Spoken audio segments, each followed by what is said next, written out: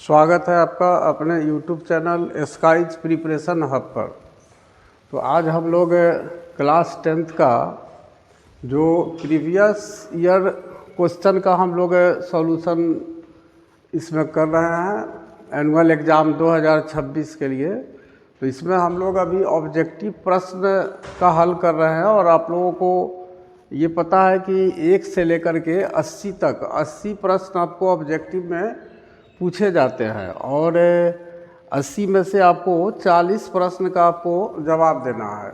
80 में से किसी भी 40 क्वेश्चन का आप आंसर देंगे और 40 का अगर आप सही आंसर देते हैं तो आपको 40 में 40 अंक आपको मिल जाता है। दूसरी चीज़ कि इसमें आप देखेंगे साइंस में ये आपको 20 नंबर का प्रैक्टिकल भी है, तो 40 और 20 60 नंबर पे यही आपका कवर हो जा रहा है और उसके बाद आपका वेरी शॉर्ट और जो लॉन्ग क्वेश्चन है उससे आपका बाकी मार्क्स पूरा हो जाता है। तो हम इस तरह से इसका 2026 के लिए इस तरह से हम इसका प्रिपरेशन कर रहे हैं कि हमारा प्रयास है कि आपका किसी भी विषय में एक भी प्रश्न एग्ज़ाम में ऐसा ना आए जो आपको मैंने पढ़ाया ना हो, और इसलिए आप इसका नोट्स भी बनाते जाएंगे और साथ साथ जो है पूरे लेक्चर को ध्यान से सुनेंगे। तो चलिए, और इसको आज का क्लास स्टार्ट करने के पहले आप लोगों से रिक्वेस्ट है कि शुरू में ही आपको जैसे ही वीडियो जाए वैसे ही आप चैनल को कम से कम सब्सक्राइब कर लीजिए और लाइक कर लीजिए। तो चलिए, हम लोग इसमें 40 प्रश्न अभी तक पढ़ चुके हैं ऑब्जेक्टिव में। तो आज हम लोग आगे 41 जो हमारा क्वेश्चन है 41 नंबर, वहाँ से हम इसको आगे बढ़ाएंगे। तो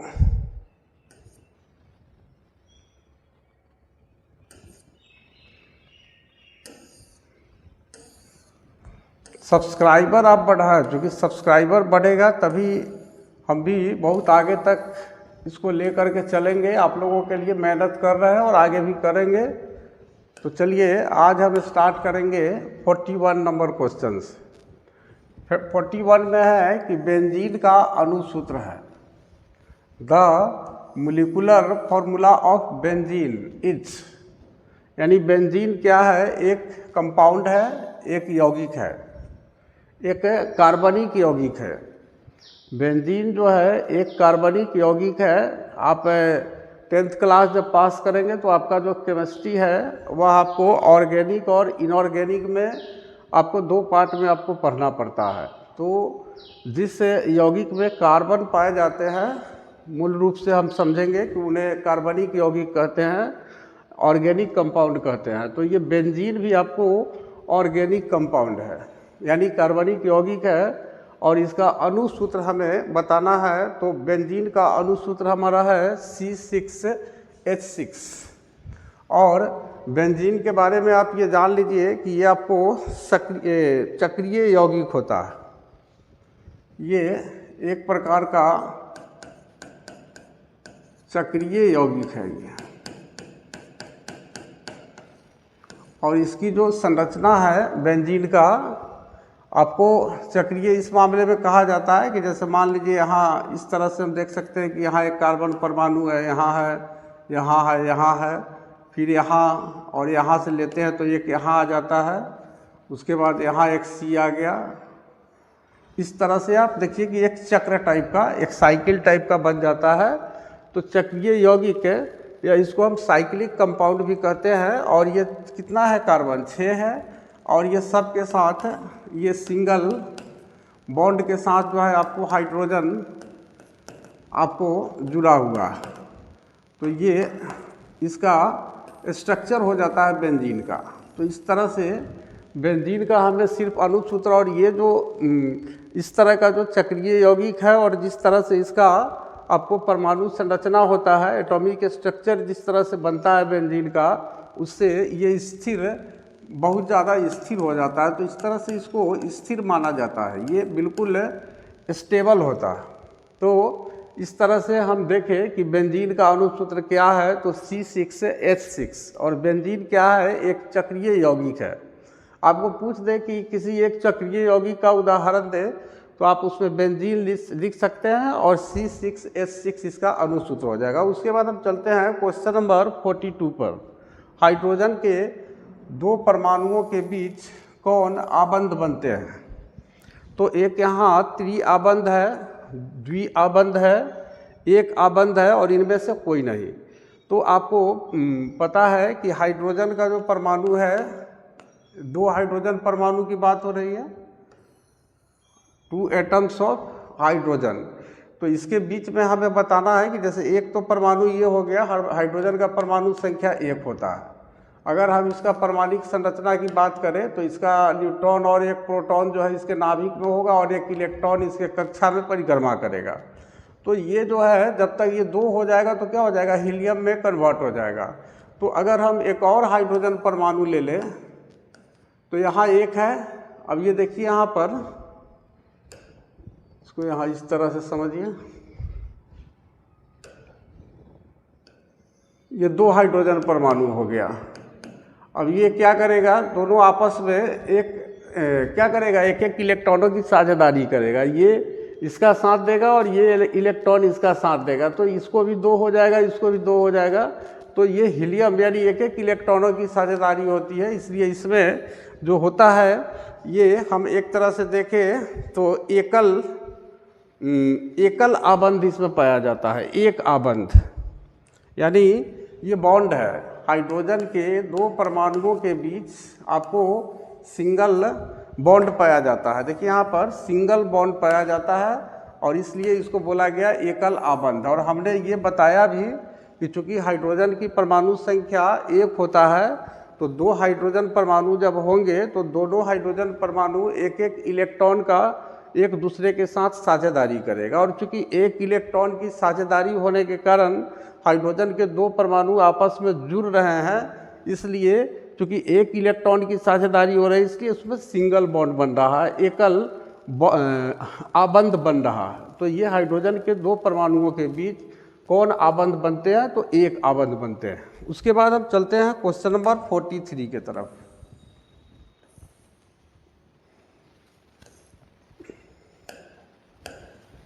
चूना जल का रासायनिक नाम है। चूना जल का रासायनिक नाम कैल्शियम हाइड्रोक्साइड है। कैल्शियम हाइड्रोक्साइड है, कैल्शियम हाइड्रोक्साइड। यानी इसी को अगर मान लीजिए कि पूरा नाम लिखा है, अगर इसको सिंबल में लिख दें तो हमको अनुसूत्र लिखना होगा तो CaOH होल ट्वाइस। ये कैल्शियम हाइड्रोक्साइड है और चूँकि इसमें चूना में जब जल मिल जाता है तो वही चूना बुझा हुआ चूना हो जाता है। तो ये कैल्शियम हाइड्रोक्साइड को ही हम बुझा हुआ चूना भी कहते हैं। तो इस तरह से हमें ध्यान देना है कि ये बुझा हुआ आपको चूना या कैल्शियम हाइड्रोक्साइड, इसी को हम चूना जल भी कहते हैं क्योंकि आपको चूना में जल मिला होता है। आप हाइड्रोजन और ऑक्सीजन को देख रहे हैं यहाँ पर। तो इस तरह से चूना जल का रासायनिक नाम कंफर्म हो गया, कैल्शियम हाइड्रोक्साइड। इसका अनुसूत्र होगा CaOH होल ट्वाइस और कैल्शियम हाइड्रोक्साइड को ही कहा जाता है बुझा हुआ चूना। उसके बाद हम चलते हैं क्वेश्चन नंबर 43 के तरफ। 43 तो हम लोगों का हो गया। 44 के तरफ चलते हैं। चीनी का रासायनिक सूत्र है the chemical formula of sugar is. अब ये 1 लाइनर क्वेश्चन है, इसका कोई उपाय नहीं है। इस तरह के यदि प्रश्न होंगे तो उसका आपको क्या करना होगा कि आपको उसको याद करना पड़ेगा, दूसरा कोई चारा नहीं है। तो 12, 22, 11 याद रखिएगा। शॉर्ट में हम इसको 12, 22, 11 अगर हम शॉर्ट में इसको याद रखें तो 12 का मतलब हो गया कि कार्बन के 12 परमाणु और हाइड्रोजन के 22 परमाणु और ऑक्सीजन के 11 परमाणु मिलकर चीनी के एक अणु का निर्माण करते हैं। यहाँ एक जो है यहाँ छिपा हुआ है, यानी कार्बन चीनी के एक अणु में कार्बन के 12 परमाणु होते हैं, हाइड्रोजन के 22 परमाणु होते हैं और ऑक्सीजन के 11 परमाणु होते हैं। तो 1 लाइनर ये क्वेश्चन है कि चीनी का रासायनिक सूत्र क्या है, तो 12, 22, 11। आप जो है अपने मेमोरी के लिए आप इसको याद रखिएगा, 12, 22, 11, 12, 22, 11 यानी C12H22O11। 12, 22, 11 को अगर आप ऐसे भी रिपीट करते रहेंगे मन में तो आपको चीनी का रासायनिक सूत्र आप कभी भूलेंगे नहीं। उसके बाद चलिए नेक्स्ट है 45।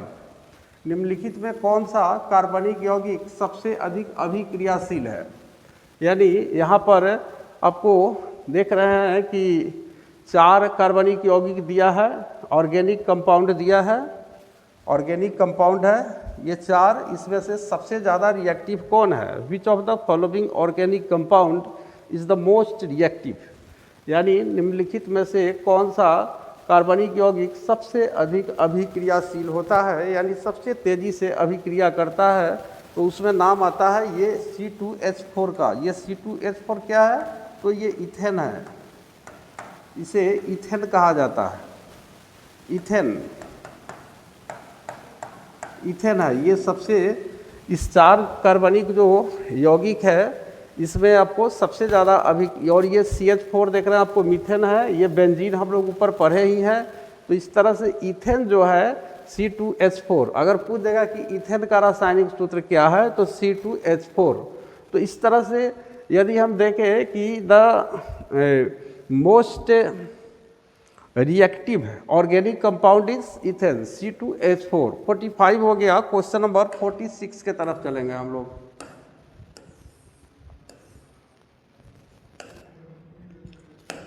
मेंडलीफ ने अपनी आवर्त सारणी तैयार करने के लिए कौन सा मापदंड अपनाया?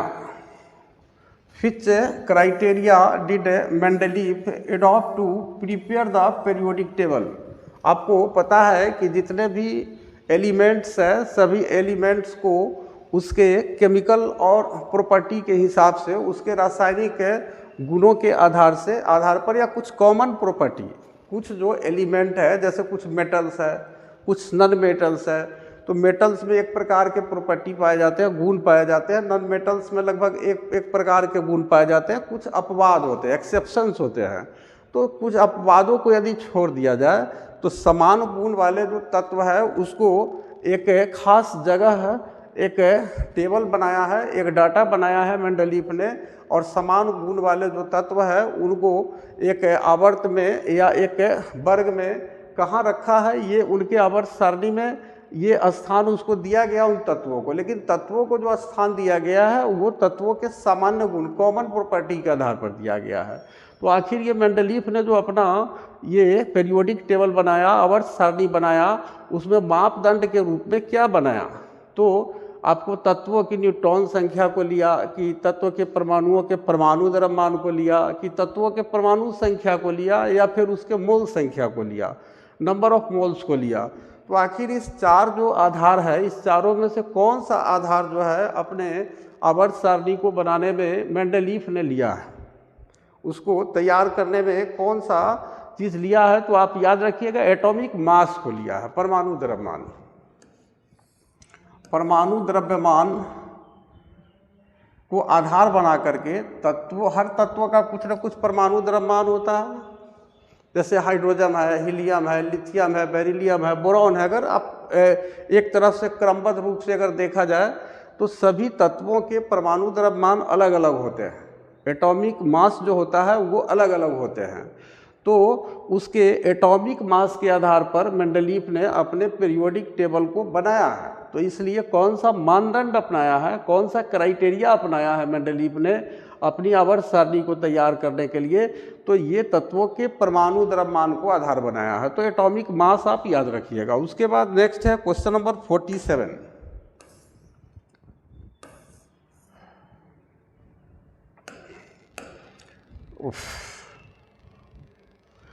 Which of the following is not an alkali metal? निम्नलिखित में से कौन क्षार धातु नहीं है, अल्कलाई मेटल नहीं है?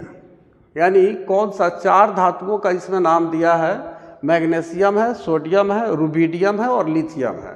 तो इस चारों धातु में से हमें बताना है कि इनमें से कौन सा क्षार धातु जो है नहीं है। तो इस तरह से देखिए कि आवर्त सारणी का जो समूह 2 है, आवर्त सारणी में जो ग्रुप 2 है उसमें आपको क्षारीय पृथ्वी धातु को रखा गया है। तो इस तरह से अगर आप देखिए तो इसमें कौन क्षार धातु नहीं? तो हम क्षार धातु की यदि हम बात करें तो इसमें नाम आ रहा है आपका किसका, क्षार धातु में आपका मैग्नीशियम का नाम आ रहा है। ये मैग्नीशियम का नाम आ रहा है कि ये क्षार धातु नहीं। नेक्स्ट है 48।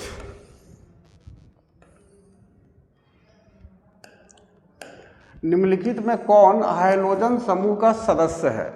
निम्नलिखित में कौन हाइड्रोजन समूह का सदस्य है? तो आपको पता होना चाहिए कि हाइड्रोजन समूह में आपको क्या क्या आता है, फ्लोरीन, क्लोरीन, ब्रोमीन, आयोडीन। इसमें आपको फ्लोरीन, क्लोरीन, ब्रोमीन और आयोडीन, ये हाइड्रोजन समूह के आपको तत्व है। तो इसमें से कौन सा आपको हाइड्रोजन समूह का सदस्य है? तो इसमें ब्रोमीन भी आ रहा है, तो ये क्लियर है, ब्रोमीन हो गया। निम्नलिखित में कौन हाइड्रोजन समूह का सदस्य है? तो ये कंफर्म आंसर हो गया हमारा ब्रोमीन।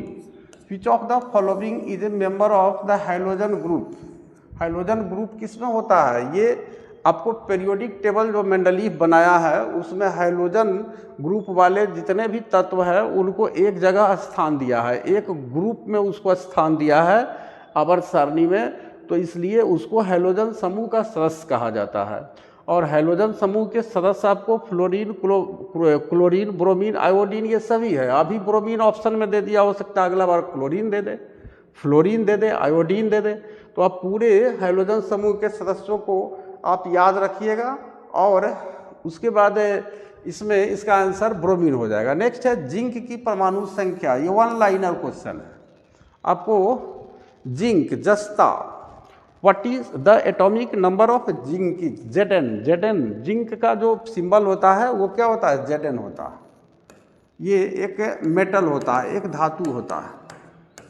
जिंक जो है एक धातु है और इसकी परमाणु संख्या हमें बताना है, तो ये याद रखना होगा। इसमें आपको दूसरा कोई उपाय नहीं है। तो यदि आप देखिए तो जिंक का जो परमाणु संख्या होगा ये बड़ा कन्फ्यूजन है, ये 30 होना चाहिए, क्योंकि कॉपर का 29 होता है। कॉपर का 29 होता है, तो जिंक का जो एटॉमिक नंबर होगा वो आपका 30 हो जाएगा। The atomic number of zinc is 30।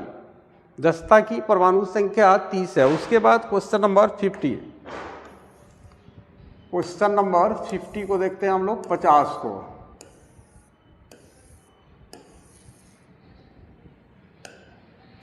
निम्नलिखित में से कौन विद्युत ऋणात्मक होते हैं? Which of the following are electronegative? आपको एक में दे रहा अधातु, दूसरा दे रहा धातु, तीसरा दे रहा मिश्र धातु और चौथा दे रहा इनमें से कोई नहीं। तो इनमें से कौन जो है विद्युत ऋणात्मक होते हैं, इलेक्ट्रोनिगेटिव होते हैं? तो जैसा कि आपको पता है कि जैसे कोई धातु अगर हम एग्जाम्पल के रूप में ले लें, जैसे मान लीजिए सोडियम है। सोडियम है, इसका जो एटॉमिक नंबर होता है वो 11 होता है। अगर इसका इलेक्ट्रॉनिक कन्फिगुरेशन लिखे तो 2, 8, 10, 1, 11 हो गया। अब एक धातु आप ले लीजिए क्लोरीन, इसकी एटॉमिक नंबर 17 है। अगर इसका इलेक्ट्रॉनिक विन्यास लिखे तो 2, 8, 7 हो जाएगा। अब ये सोडियम और क्लोरीन दोनों के बीच, दोनों को अगर एक जगह लाया जाए तो ये दोनों क्या करेगा, एक दूसरे के साथ रासायनिक अभिक्रिया करेगा। तो अब देखिए यहाँ पर कि रासायनिक अभिक्रिया करके क्या करना चाहेगा, ये सोडियम और क्लोरीन मिला करके जो यौगिक बनेगा सोडियम क्लोराइड, ये जो साधारण नमक है, ये जो कंपाउंड बनेगा, तो इस कंपाउंड में सोडियम और क्लोरीन जो होगा वो क्या होगा, स्टेबल होगा, स्थिर होगा। तो किसी भी तत्व का परमाणु जो है इलेक्ट्रॉन ग्रहण करके, इलेक्ट्रॉन को त्याग करके या इलेक्ट्रॉन की साझेदारी करके क्या करते हैं, अपना अस्थायी अस्तित्व जो है प्राप्त करना चाहते हैं। तो यहाँ ये और अष्टक पूरा करना चाहते हैं, यानी बाहरी कक्षा में 8 इलेक्ट्रॉन पूरा करना चाहते हैं। तो ये देखिए सोडियम को ये 1 इलेक्ट्रॉन का क्या करेगा, त्याग कर देगा। तो जैसे त्याग करके देगा तो क्लोरीन जो है 1 इलेक्ट्रॉन ग्रहण कर लेगा। तो 1 इलेक्ट्रॉन को गेन करेगा, ये 1 इलेक्ट्रॉन को लॉस करेगा। तो ये लॉस करेगा तो पहले से 11 का मतलब क्या है कि 11 प्रोटॉन है, प्लस भी 11 है और आपको इलेक्ट्रॉन भी 11 है। क्योंकि हम जानते हैं कि किसी भी तत्व के परमाणुओं में इलेक्ट्रॉनों और प्रोटॉनों की संख्या बराबर होती है, और इलेक्ट्रॉनों या प्रोटॉनों की संख्या को ही हम एटॉमिक नंबर कहते हैं, परमाणु संख्या कहते हैं। तो अब देखिए कि अब ये प्रोटॉन तो ये देगा नहीं, क्योंकि प्रोटॉन भारी होता है और ये परमाणु के नाभिक में होता है, और कक्षा में इलेक्ट्रॉन रहते हैं, तो जब किसी के साथ अभिक्रिया करेगा तो इलेक्ट्रॉन ही देगा ना। तो ये 1 इलेक्ट्रॉन इसको दिया, अब ये 7 इलेक्ट्रॉन था, इसको 8 हो गया, और इसको भी बाहरी कक्षा में 8 हो गया। तो जैसे ही अष्टक पूरा होता है किसी भी तत्व के परमाणु का, तो क्या होता है कि वह परमाणु अस्थायी हो जाता है, स्टेबल हो जाता है। तो ये सोडियम और क्लोरीन दोनों अस्थायी हो जाएंगे। तो ये जब 1 इलेक्ट्रॉन को लॉस कर देगा तो इसको इलेक्ट्रॉन कितना बच जाएगा, 10। तो +11 में से 10 को घटाइएगा तो कितना बच जाएगा, +1 बच जाएगा। यानी सोडियम पर 1 इकाई धनावेश आ जाएगा। और इसमें 1 इलेक्ट्रॉन बढ़ जाएगा, पहले से आपको प्लस भी 17 था और माइनस भी 17 था। अब ये वो माइनस ही जो दिया इलेक्ट्रॉन दिया ही बढ़ गया, तो ये +17 और -18, इसको अगर आप कीजिएगा तो कितना हो जाएगा, -1। यानी क्लोरीन पर 1 इकाई क्या आ जाएगा, इस पर माइनस आ जाएगा, यानी ऋणायन बनाएगा। तो ये धातु अधातु जो होता है ये ऋणायन बनाती है, क्योंकि ये इलेक्ट्रॉन को गेन करती है, और जो मेटल होता है, धातु होता है, वो धनायन बनाती है। ये इलेक्ट्रोपॉजिटिव होता है, अधातु इलेक्ट्रोनिगेटिव होता है। अधातु ऋणायन बनाती है और धातुएं धनायन बनाती है। तो निम्नलिखित में से कौन विद्युत ऋणात्मक होते हैं, तो क्लियर है जो इलेक्ट्रोनिगेटिव होगा वो अधातु होगा, नॉन मेटल्स होगा। तो ये अधातु नॉन मेटल्स हमारा आंसर हो गया। उसके बाद हम चलते हैं क्वेश्चन नंबर 51 की तरफ।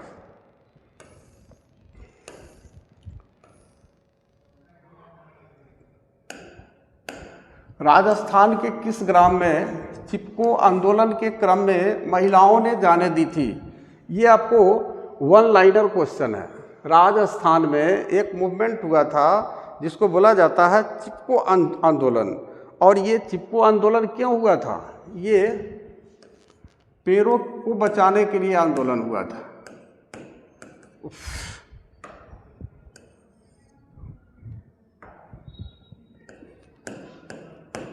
पेड़ों को बचाने के लिए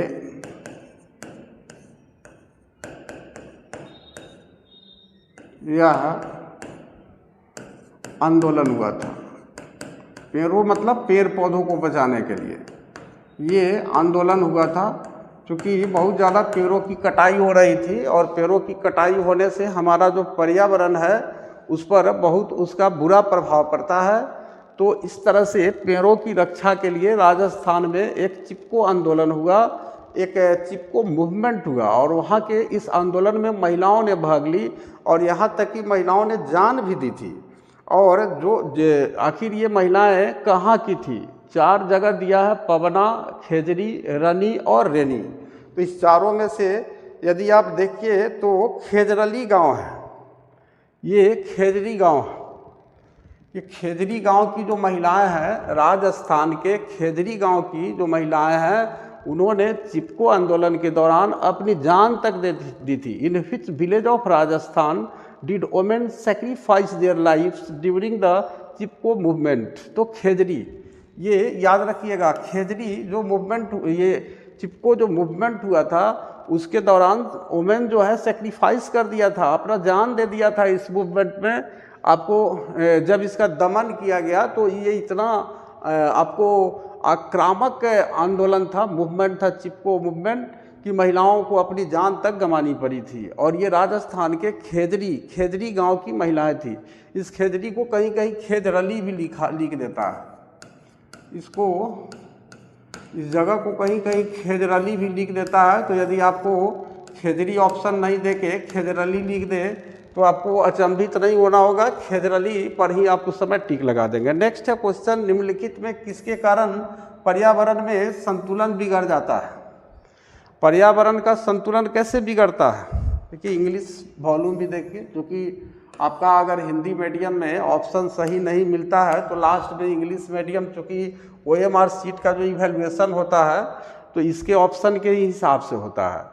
तो इस तरह से अगर हिंदी में कहीं आपको डिस्टर्ब हो रहे हैं तो आप इंग्लिश ऑप्शन का भी सहारा ले सकेंगे। तो निम्नलिखित में से किसके कारण पर्यावरण में संतुलन बिगड़ जाता है? Due to which of the following the balance in the environment gets disturbed. तो निम्नलिखित में से किसके कारण पर्यावरण में संतुलन बिगड़ जाता है? वन रोपण, पेड़ को अगर हम रोपेंगे तो क्या होगा? पर्यावरण हमारा और अच्छा हो जाएगा, एक बैलेंस बनेगा। अधिक हरे पौधे का उगना, यदि बहुत सारे हरे पौधे उग जाएंगे तो भी पर्यावरण में संतुलन हो जाएगा। जैव विविधता, बायोडाइवर्सिटी, अब अगर विभिन्न प्रकार के जीव जंतु आ जाएंगे तो भी हमारे पर्यावरण में एक बैलेंस बना रहेगा, एक संतुलन बना रहेगा। अब जैव विविधता यानी तरह तरह के जीवों के आने से भी एक बैलेंस बनता है, लेकिन अगर जनसंख्या बढ़ जाए बहुत ज़्यादा तब हमारा पर्यावरण, हमारा जो इन्वायरमेंट है वो अनबैलेंस हो जाएगा, उसका संतुलन बिगड़ जाएगा। Due to which of the following the balance in the environment gets disturb, और इसके कारण बैलेंस डिस्टर्ब हो जाएगा। तो बढ़ती मानव जनसंख्या, यदि किसी भी क्षेत्र में मानव की जनसंख्या बहुत ज़्यादा हो जाए तो वहाँ पर क्या होगा? जो इन्वायरमेंट है वहाँ पर बैलेंस डिस्टर्ब हो जाएगा, वहाँ का जो पर्यावरण है उसका संतुलन बिगड़ जाएगा, क्योंकि वह बहुत अधिक मात्रा में पेड़ों का, पौधों का, ज़मीन का, पानी का, सबका उपयोग करेगा, और बहुत सारी चीज़ों का जब उपयोग करेगा तो स्वाभाविक है उसका बुरा प्रभाव हमारे पर्यावरण पर पड़ेगा और हमारे पर्यावरण का संतुलन बिगड़ जाएगा। तो बढ़ती मानव जनसंख्या इसका कारण है। Increasing human population, increasing human population, और ख़ास करके आप देखिएगा कि शहरी क्षेत्र में जो मानव की जनसंख्या है वह एक छोटे से क्षेत्र में बहुत ज़्यादा होती है, और इसी के कारण शहरी क्षेत्र का जो इन्वायरमेंट होता है, पर्यावरण होता है, वो डिस्टर्ब रहता है।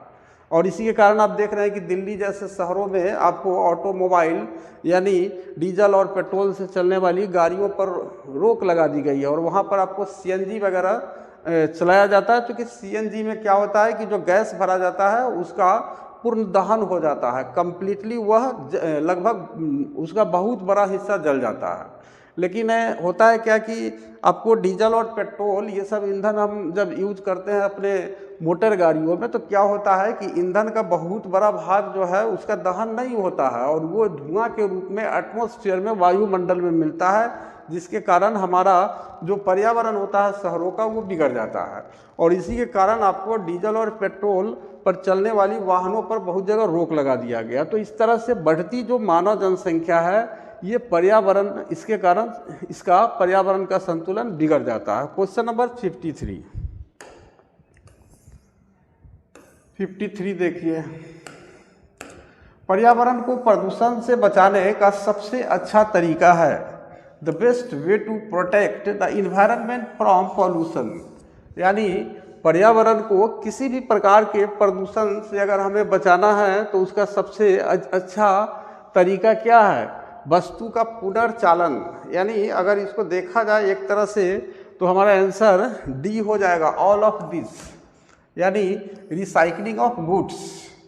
यानी रिसाइकलिंग ऑफ गुड्स का अर्थ हुआ कि वस्तु का पुनर्चालन, इसको हिंदी में कहते हैं कि जब कोई वस्तु नष्ट हो जाए, जब हम उसको फेंक दें तो फिर उससे क्या करें, उसको फिर नई वस्तु हम इस तरह से उसको करें कि उसको फैक्ट्री वगैरह में, जैसे हम लोग देखते हैं कबाड़ी वाला को बहुत सारा बेच देते हैं, और बेचने के बाद वो लोहा या और भी जो भी होते हैं प्लास्टिक्स वगैरह, तो उसको ले जा करके कंपनी में फिर से उसको रिसाइकल कर देता है, यानी फिर से नया बना देता है। तो इससे क्या होगा कि हमारा जो पर्यावरण है वो भी साफ हो गया, और फिर जो गंदे चीज़ था वो बिल्कुल साफ़ सुथरे चीज़ के रूप में हमारे सामने आ गया। तो इसके कारण भी क्या होगा, हमारे पर्यावरण में प्रदूषण को रोक सकते हैं। दूसरा है वस्तु का पुनरुपयोग, रीयूज ऑफ द ऑब्जेक्ट, यानी कोई भी वस्तु है तो अगर वह बहुत दिनों से पड़ा हुआ है तो आप उसका फिर से उपयोग कीजिए। उपयोग करने से क्या होगा कि वो आपका उसका बुरा असर हमारे पर्यावरण पर नहीं पड़ेगा। वस्तु के उपयोग में कमी, और उसके बाद क्या कीजिए कि जो वस्तु, कुछ वस्तुएं ऐसी है जिसके उपयोग में कमी होनी चाहिए।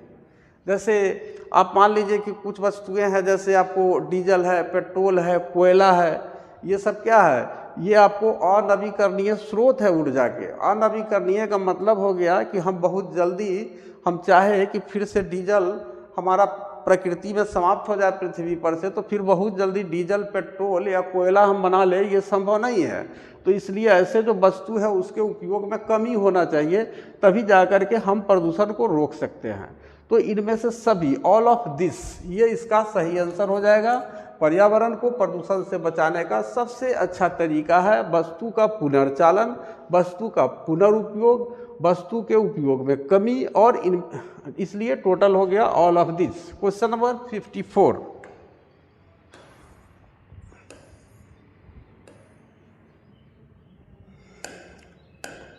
सौर सेल में किसका उपयोग होता है?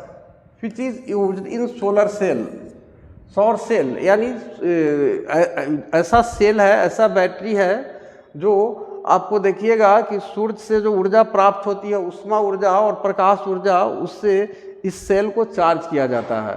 तो ये सौर सेल है, और इसके सौर सेल में किस चीज़ का उपयोग किया जाता है? तो यहाँ पर चार जो है चार ऑप्शन यहाँ पर दिया है, इसमें से सिलिकॉन का उपयोग किया जाता है। सौर सेल में सिलिकॉन का उपयोग किया जाता है, which is used in solar cell. Silicon क्या करता है कि सूर्य से आने वाली, यानी चूँकि सोलर सेल है तो सूर्य से आने वाली जो उष्मा ऊर्जा है उसको ये अब्जॉर्ब करती है, और एब्जॉर्ब करके और उसके बाद क्या करती है कि उसको स्टोर कर देती है उस सेल में, और उसको हम अपने जीवन में उपयोग करते हैं। तो इस तरह से सिलिकॉन को याद रखिएगा, सिलिकॉन जो है सौर सेल में इसका उपयोग किया जाता है।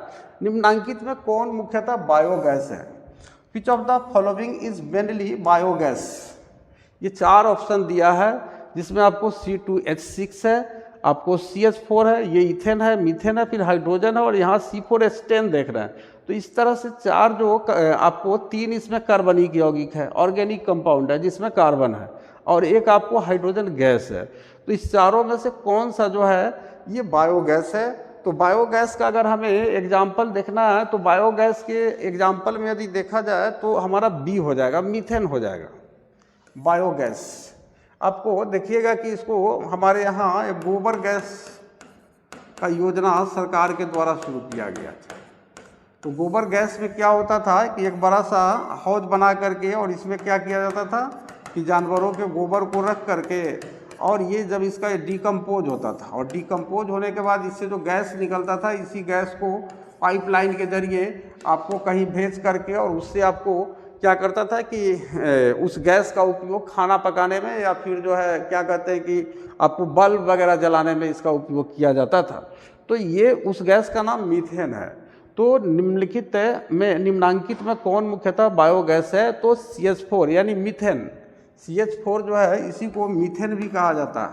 हो सकता है कि अगले एग्जाम्पल में CH4 नहीं लिख करके आपको मीथेन लिख दे ऑप्शन में, तो आप चक्कर में पड़ जाएंगे कि भाई हम पढ़े थे CH4 और इस बार ऑप्शन में दे दिया मीथेन।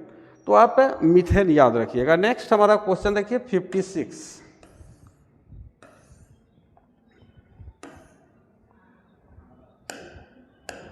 मनुष्य के दांत की सबसे ऊपरी परत है। The upper most layer of human teeth is.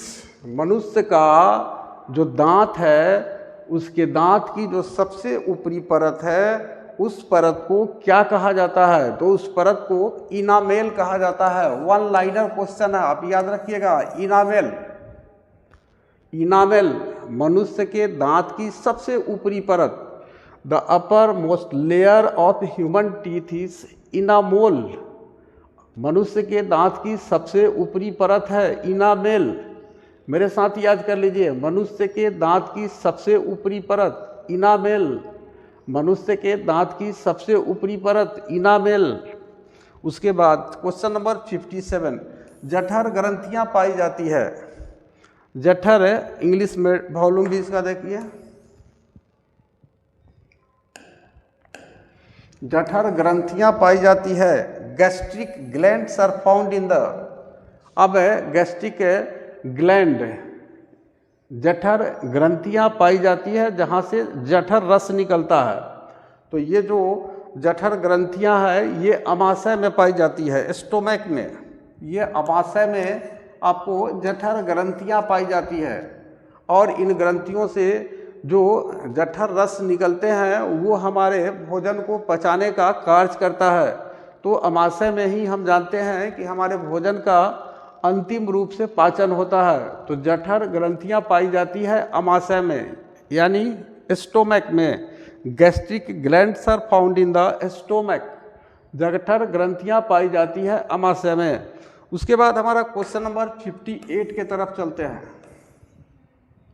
58, निम्नलिखित में कौन वसा के पाचन में सहायक होता है? हम जानते हैं कि हमारे भोजन के, जब हम किसी भोजन को करते हैं तो भोजन के कितने अवयव होते हैं?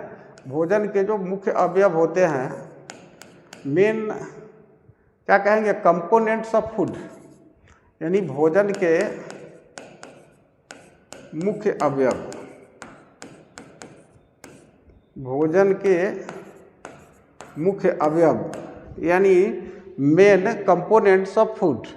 कोई भी चीज़ हम खाएं, सब्जी खाएं, दाल खाएं, या फिर आपको कोई अनाज खाए, भात रोटी खाए, कुछ भी आप खाएंगे तो आपको क्या प्राप्त होगा? आपको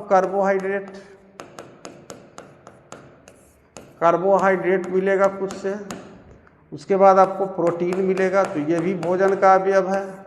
उसके बाद आपको वसा मिलेगा, कार्बोहाइड्रेट, प्रोटीन, वसा, ये 3 चीज़ हो गया। उसके बाद विटामिन मिलेगा। उसके बाद आपको मिनरल्स मिलेगा, खनिज लवण। खनिज लवण में आपको कैल्शियम, आयरन, ये सब हमें मिलता है, सोडियम, क्लोरीन, ये सब मिलता है। तो ये खनिज लवण में हमें मिला। और उसके बाद कुछ जल की भी मात्रा इसके साथ हमें भोजन में प्राप्त होती है। तो इस तरह से ये भोजन के मुख्य अवयव ये 6 होते हैं, यानी मेन कंपोनेंट्स ऑफ फूड। अब इसमें से जो कार्बोहाइड्रेट है, ऐसा नहीं है, कार्बोहाइड्रेट को पचाने वाला जो एंजाइम है वो अलग है, प्रोटीन को पचाने वाला जो एंजाइम है वो अलग है, वसा को पचाने वाला जो एंजाइम है वो अलग है। तो वसा को पचाने वाला जो एंजाइम है उसका हमें नाम बताना है, तो उसका नाम है लाइपेज। लाइपेज, ये वसा को, लाइपेज ये क्या है? एक प्रकार का एंजाइम है।